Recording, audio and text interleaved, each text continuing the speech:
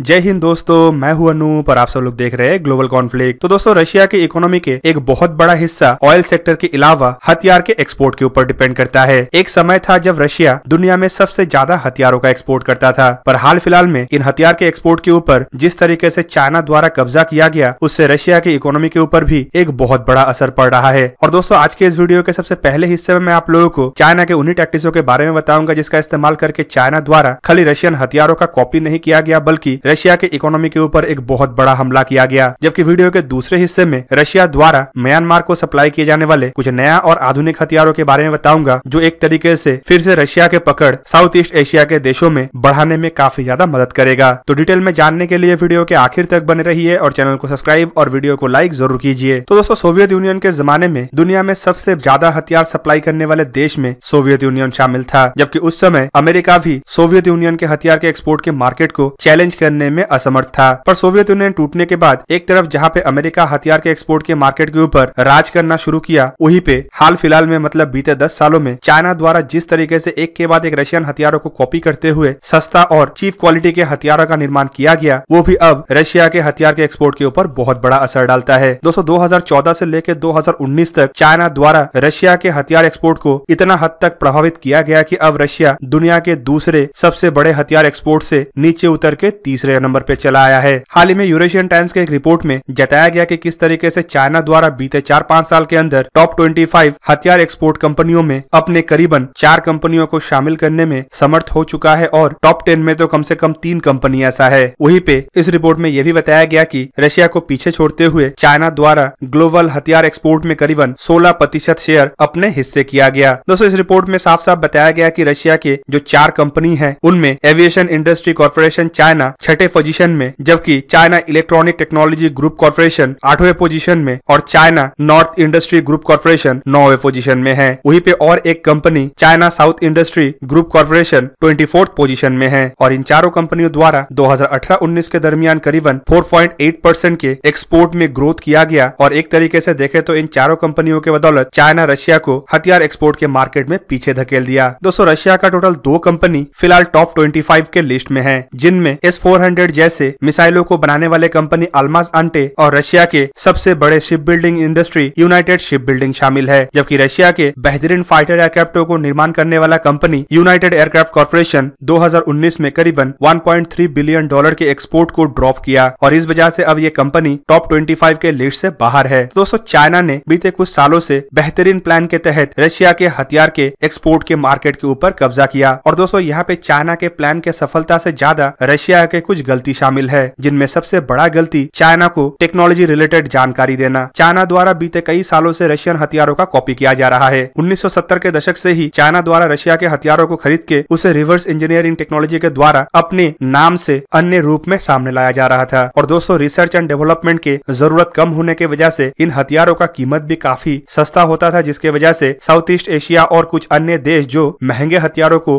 Afford नहीं कर सकता है, उनके लिए ये काफी बेहतरीन हथियार साबित होने लगा। वैसे अगर देखें तो इन हथियारों के पास रशियन हथियारों के जैसे दम तो नहीं है, लेकिन कुछ गरीब देश भी ऐसे भी है जिन्हें दमदार हथियार का जरूरत नहीं, बल्कि हथियार होने से ही उनका काम चल जाएगा। इसके अलावा यूरोपियन यूनियन और अमेरिका जैसे देशों के द्वारा रशिया के ऊपर जिस तरीके का प्रतिबंध लगाया गया, उसके बाद रशिया कई हद तक अपने बिजनेस को एक के बाद एक खोने लगा। काटसा के जैसे सैंक्शन लगने के बाद रशिया के हथियार एक्सपोर्ट के ऊपर काफी ज्यादा असर पड़ा, क्योंकि इससे डर के कई सारे देश अमेरिका के साथ अपने रिश्ते को सही रखने के चक्कर में रशिया से हथियारों को खरीदना बंद कर दिया। जबकि दूसरी तरफ रशिया द्वारा कुछ की टेक्नोलॉजी जब चाइना के हवाले किया गया, तो चाइना के जो थोड़ा बहुत फॉल्ट था वो भी एक एक करके दूर होने लगा और चाइना के द्वारा बनाया हुआ हथियार और सस्ता होने लगा। खास करके हाल फिलहाल में आप लोग देखे होंगे कि चाइना द्वारा किस तरीके से इंजन टेक्नोलॉजी को हासिल करने के लिए प्रयास किया जा रहा है, ताकि चाइना जो अपने घटिया दर्जे के फाइटर एयरक्राफ्टों में रशिया के इंजनों का इस्तेमाल कर रहा है, उसे भी अपने इंजन से परिवर्तन कर पाए, ताकि चाइना के इन हथियारों की कीमत और कम किया जा पाए। साथ में रशिया के ऊपर चाइना का डिपेंडेंसी भी कम हो जाए। दोस्तों, इन्हीं कुछ टैक्टिक्सों की वजह से रशिया के हथियार एक्सपोर्ट के मार्केट के ऊपर काफी ज्यादा असर पड़ा और अब ऐसे सिचुएशन आ चुका है कि अगर जल्द ही रशिया द्वारा इसे सही नहीं किया जाता है और चाइना के बढ़ते हुए इन हरकतों के ऊपर लगाम कसने के लिए अपने एक्सपोर्ट मार्केट को नहीं बढ़ाया जाता है और दुनिया के सामने बेहतरीन से बेहतरीन डीलों को नहीं लाया जाता है, तो आने वाले समय में रशिया को और ज्यादा नुकसान हो सकता है। पर दोस्तों, रशिया द्वारा हाल फिलहाल में कुछ आधुनिक हथियारों का निर्माण करते हुए उन्हें कुछ देशों में बेचने का तैयारी भी किया जा रहा है। और देखें देखे तो ये एक तरीके से चाइना के बढ़ते हुए हथियार मार्केट के ऊपर कब्जे को न्यूट्रलाइज करने में काफी हद तक सक्षम हो सकता है। साउथ चाइना सी रीजन और साउथ ईस्ट एशिया में चाइना के बढ़ते हुए आक्रामक रवैया की वजह से कई सारे देश नाराज है और दोस्तों इन्हीं देशों के द्वारा अब बड़े संख्या में रशिया के हथियारों को परचेस करने का प्रयास भी किया जा रहा है। इवन इसके अलावा कई सारे देशों के मन में चाइना के डेट ट्रैप का डर भी है और इसी वजह से उनके द्वारा चाइना के साथ डील करने से पहले कई बार सोचा जा रहा है। और दोस्तों ऐसे कुछ देशों में जिन्हें रशिया द्वारा हथियार बेचने का फिलहाल प्रयास किया जा रहा है उनमें म्यांमार का नाम शामिल है। दोस्तों चलिए जानते हैं कि म्यांमार को रशिया की तरफ से कौन सा नया हथियार देने का तैयारी किया जा रहा है और कैसे ये चाइना के बढ़ते हुए दबदबे को एक तरीके से न्यूट्रलाइज कर सकता है। आप सब लोगों को पता ही होगा कि म्यांमार का बॉर्डर चाइना से लगता है और इवन बॉर्डर लगने के अलावा चाइना म्यांमार के द्वारा एक रूट को